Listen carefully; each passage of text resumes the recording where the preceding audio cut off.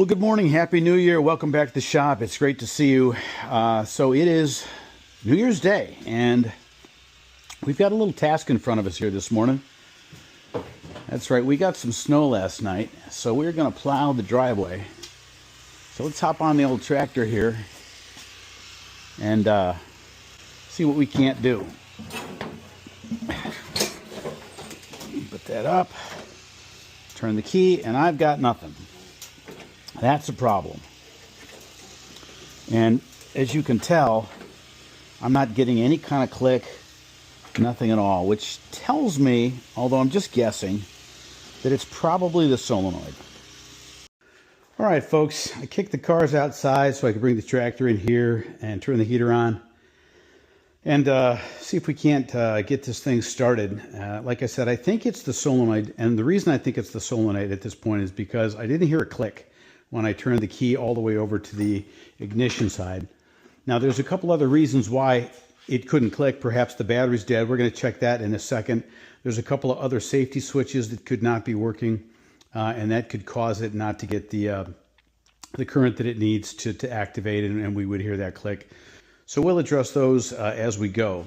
But first things first, what is a solenoid? A solenoid is basically just a switch, and the solenoid in question is our starter solenoid. And that's just the switch that allows an electric current to go to the starter motor, which is over here, which connects with the flywheel and turns the engine on. And it really just goes on for a moment. And it is located back here. Right there is the bracket for the solenoid. The solenoid is behind here. So there's really no easy way to get at it from behind here. We're going to have to take the battery out, move the seat up, take the battery out, and get to it. So let me show you how to do that. All right, as I said, we need to get this battery out of here. And as I also mentioned, probably one of the first things you want to do is make sure your battery's good. Now, you can see the date on this is 11/25. I just put this battery in, last month. So I'm pretty sure that it's fine, but we're going to check it anyhow. I'm going to use the multimeter set to DC. I've already got that set up. And all we're going to do is just touch these two leads and check that out here. It should be something around 12 volts. And there it is, 12.91. Nice strong battery. So it's not the battery that's causing the problem. I'm going to turn this off. Otherwise my batteries run out on that. And we're going to remove that battery, remove the holder for the battery, and then we can get underneath and get at that solenoid. So let me do that real quick.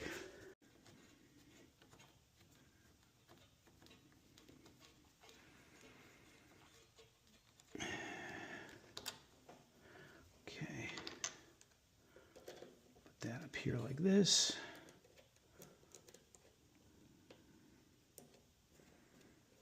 Okay, we'll lift this battery out carefully, put it over on the bench.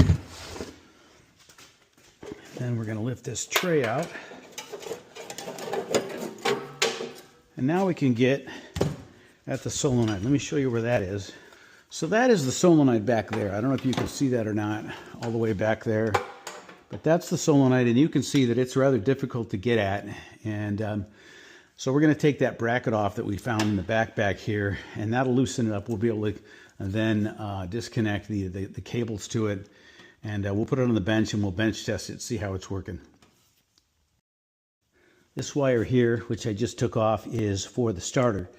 And all that does is when I turn the key all the way to the start position, it activates this solenoid and completes the connection between these two pieces. This is coming from the battery, so there's power to that. There's a break in there, and then once it gets power from this, from the key, it completes the circuit here and goes over to the starter. Okay, in order to test this, we need some power. In this case, we're going to use our 12-volt battery that we took out. It's the same thing that powers this when it's in the tractor, so it should be the right size. And we're going to take our positive, the black is the positive, and we're going to put this on the little clip that I said, that goes to the ignition. And then this we're just going to ground, and we should hear a click if this is working. And that's what we do. We hear a click. So that seems to be working. Might not tell the whole story though. So we know that the electromagnet or the spring inside that is getting current and activating. We don't know if it's completing a circuit, though. There could be some broken wires or something inside that. You know, what is curious to me is that when we were on the tractor, when we first started, and I tried to start the tractor up and I turned the key ignition on, I didn't hear a click. So, but now we hear a click. We know it's getting power because it's coming directly from the battery. So there's probably something else going on. There could be something wrong internally with this solenoid, and we can test for that, but I'm going to order another one anyhow. These are cheap enough.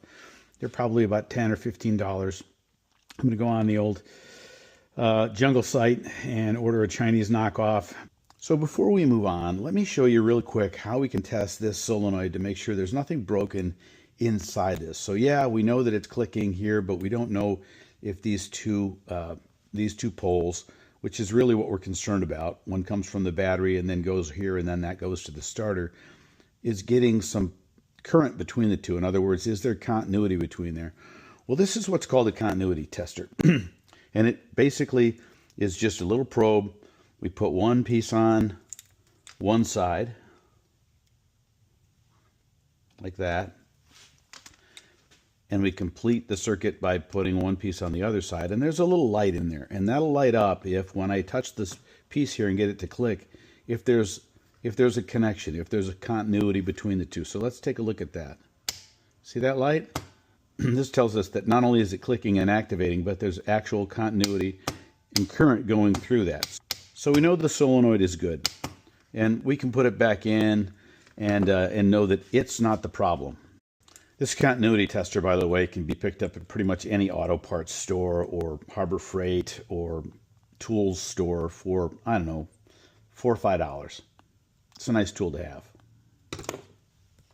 So now that we've determined that the solenoid is working as it should, there are a couple other fail points that come to mind. One is the ignition module itself could be faulty. So in other words, when I turn the key all the way to the right, it's not making a contact. And then there's a couple of safety switches. One is the safety switch underneath the seat. There's another one by the clutch. There might be a couple others. And, you know, I could go down that rabbit hole, but I need to get this thing working so that I can plow my driveway. So what I'm going to do is show you a quick way to get this thing working again. It's not going to be right, but it's going to work. And that is, we're going to jump these two terminals here. We're just going to put a wire on this one and a wire on this one.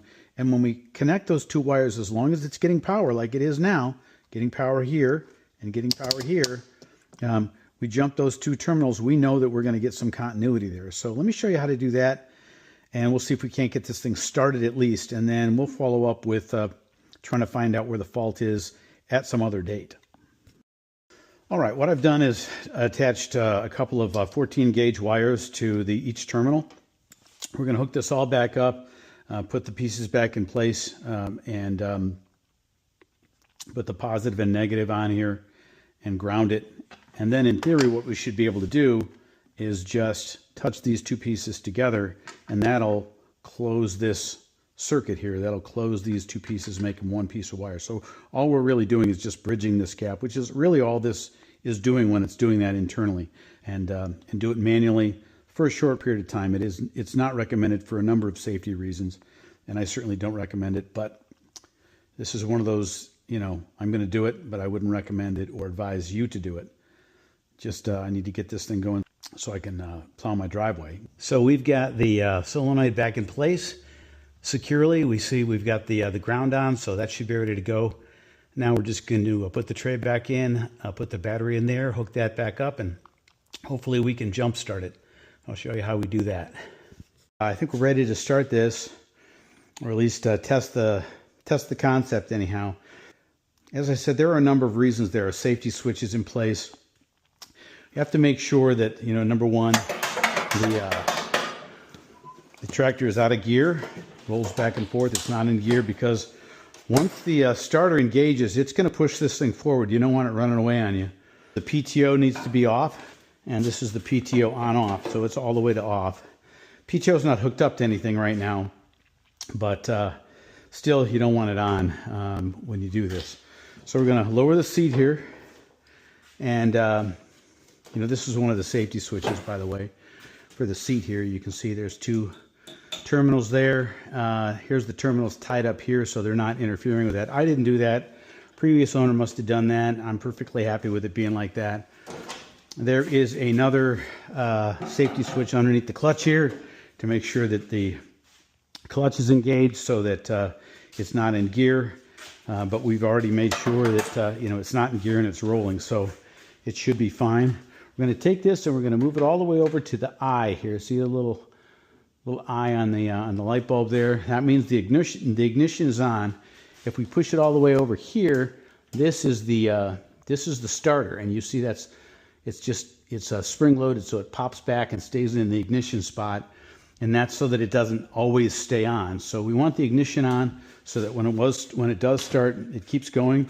And all we're really going to do is cross these and create that connection.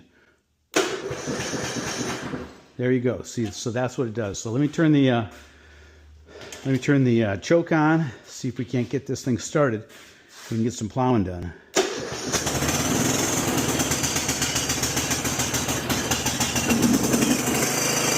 There we go.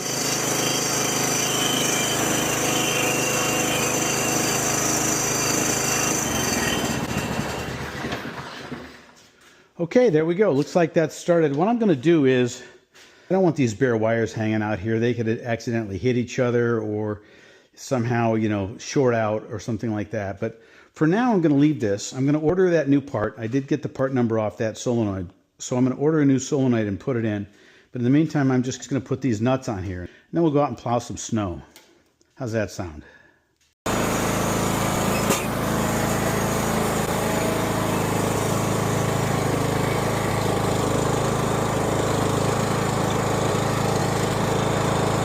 Okay, friends, I think that's going to about do it for this video. I appreciate you stopping by, and I'll see you soon in the next one, so stay tuned.